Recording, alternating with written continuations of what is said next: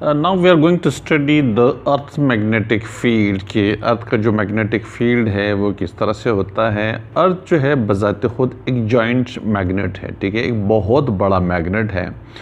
और ये मैग्नेट क्यों है, क्या वजह है जिसके अंदर मैग्नेटिज्म, अर्थ के अंदर मैग्नेटिज्म पाई जाती है, इसके बारे में बहुत सारे थ्योरीज हैं। और still the scientist is not sure about that कि मतलब अंदर से क्या ऐसा कुछ है जिसकी वजह से मैग्नेटिज्म प्रोड्यूस होता है। बहुत सारे थ्योरीज हैं जो कि आपके सिलेबस का हिस्सा नहीं है, लेकिन मैं थोड़ा सा एक थ्योरी के बारे में बता देता हूँ, मुख्तसर से बता देता हूँ, मैं ज़्यादा डिटेल के साथ नहीं बताऊँगा। कि कहते हैं कि अर्थ का जो आइनर कोर है, जो इंटरनल, जो सेंट्रल कोर है, ठीक है, अंदरूनी जो कोर पाया जाता है, जो कि मरीख के साइज़ के बराबर है, मार्स के साइज़ के बराबर है, उसके सेंटर में क्या है कि एक आयरन है, ठीक है, और बहुत ज़्यादा है, ये रेड हॉट आयरन है, ठीक है, और इसके गिर्द एक लिक्विड पार्ट है। ये दोनों मिला के आइनर कोर बनता है, जो कि मैंने बताया कि मरीख के साइज़ के बराबर है, ठीक है। और ये ज़मीन की स्पिनिंग मोशन की वजह से ये जो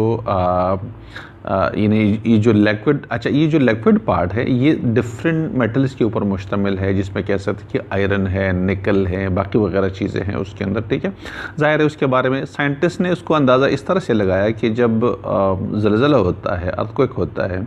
तो उसकी वजह से लावा जब निकलता है तो उसके साथ रेडिएशन निकलती है, और उस रेडिएशन के थ्रू उस बेसिस पे उन्होंने कुछ इस तरीके से एक थ्योरी पेश की हुई है कि जो आयनर कोर है वो मेटल का बना, आयरन का बना हुआ है, और आयरन की गिर्द एक लिक्विड पार्ट है जिसके अंदर डिफरेंट मेटल्स होते हैं। आयरन से अंदर से रेडिएशन निकलती है, बल्कि ये हीट जो है निकलती है, और इस तरह से आयरन कोर बजाते खुद अंदर से ठंडा होना शुरू हो जाता है, जबकि जो लिक्विड पार्ट है उसमें से रेडिएशन बाहर की तरफ निकल रही होती है। और उस बेस पे ज़ाहिर है बहुत कॉम्प्लिकेटेड थ्योरी है, यहाँ पे तो एक्सप्लेन करने का टाइम भी नहीं है।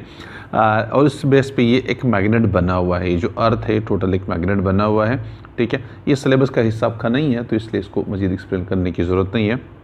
लेकिन आप इतना समझ लीजिए कि अर्थ है जो कि एक जॉइंट मैग्नेट है, इसका एक नॉर्थ पोल है, एक साउथ पोल है। हमने पहले वीडियो के अंदर स्टडी ये किया था कि अगर आप किसी मैग्नेट को फ्रीली सस्पेंड, मतलब उसको कर दें, यानी आप उसको लटका दें, ठीक है ना, उसको, तो क्या होता है कि उसकी सस्पेंशन की सूरत में जब आप उसको लटका देते हैं, ठीक है ना, तो लटकाने की सूरत में उसका आप ये जो मैग्नेट होता है ज़मीन के नॉर्थ की तरफ एक हिस्सा चला जाता है, दूसरा हिस्सा साउथ की तरफ चला जाता है। आपको ये नज़र आ रहा है, ये आपके पास मिसाल के तौर पर एक मैग्नेट है, तो ये इसका एक हिस्सा नॉर्थ की तरफ चला जाएगा, दूसरा हिस्सा साउथ की तरफ चला जाएगा। तो जो हिस्सा नॉर्थ की तरफ चला जाता है उसको हमने नॉर्थ पोल का नाम दे दिया मैग्नेट के लिए, और जो हिस्सा ज़मीन के साउथ की तरफ जो है चला जाता है, जो एंड ज़मीन के साउथ की तरफ चला जाता है, हम उसको साउथ पोल कहते हैं। लेकिन चूँकि डिफरेंट पोल्स जो हैं, अपोजिट पोल एक दूसरे को अट्रैक्ट करते हैं, इसका मतलब क्या हुआ कि अगर कोई मैग्नेट का नॉर्थ वाला जो हिस्सा जो नॉर्थ की तरफ जा रहा है, इसका मतलब ये कि मैग्नेट का तो नॉर्थ है, लेकिन ज़मीन का जो नॉर्थ है वो एक्चुअली साउथ पोल है, क्योंकि मैग्नेट का नॉर्थ पोल ज़मीन का जो साउथ पोल है वो अपनी तरफ खींचेगा। तो अगर ज़मीन का जो, अगर मैग्नेट का नॉर्थ पोल नॉर्थ की तरफ पॉइंट आउट कर रहा है, तो इसका मतलब है कि वो एक्चुअली ज़मीन का नॉर्थ पोल नहीं है, बल्कि वो साउथ पोल है। यानी आप ये देखिए कि हम नॉर्थ पोल बनाया हुआ है, तो एक्चुअल में ज़मीन का ही साउथ पोल बन रहा है, जो जिसको हम नॉर्थ कहते हैं वो ज़मीन का साउथ पोल है, इसलिए मैग्नेट के नॉर्थ को अपनी तरफ खींच रहा होता है, ठीक है। तो ये दूसरी बात ये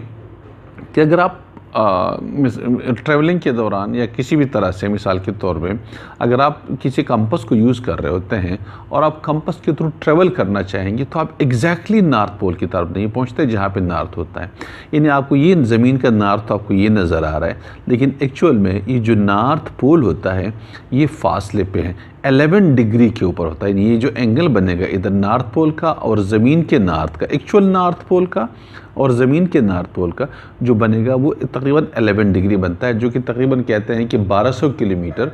ज़मीन के नॉर्थ से जो नॉर्थ पोल है वो 1200 किलोमीटर के फासले पे है, और ये कनाडा में पाया जाता है, ठीक है, ये कनाडा के अंदर मौजूद है। तो एक्चुअली आप देखिए कि ये अगर आप इसको यूँ ले लें, तो ये मिसाल के तौर पे ज़मीन का ये ज़मीन का नॉर्थ पोल है, सपोज़ करें, ये साउथ पोल है, ये लाइन आपको जो नज़र आ रही है ये वाली, ठीक है। लेकिन आपको जो फोर्स नज़र आएगी, चूँकि ये वो इधर है, ये नॉर्थ पोल एक्चुअली आपको ये पॉइंट आपको नज़र आएगा,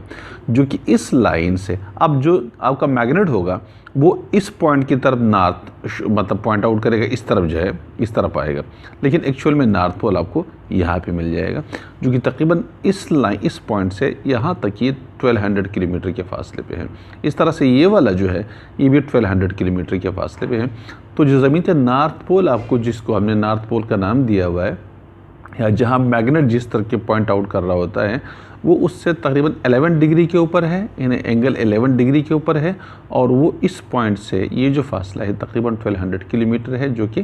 कनाडा के अंदर है। ठीक है, तो ये ज़मीन का ये नॉर्थ पोल किस तरीके से, यानी ज़मीन एक मैग्नेट है, एक जायंट मैग्नेट है, और इसका नॉर्थ पोल और साउथ पोल किस तरह से होता है। अगर मैग्नेट का नॉर्थ पोल की तरफ इशारा कर रहा है तो इसका मतलब है कि ज़मीन का वो साउथ पोल है। ठीक है, और अगर मैग्नेट का साउथ जो ज़मीन के साउथ की तरफ पॉइंट आउट कर रहा होता है वो एक्चुअली नॉर्थ पोल होता है। ठीक है, तो ये ज़मीन के मैग्नेट के बारे में, अर्थ जो है एक मैग्नेट है, उसके बारे में थोड़ी सी डिटेल थी।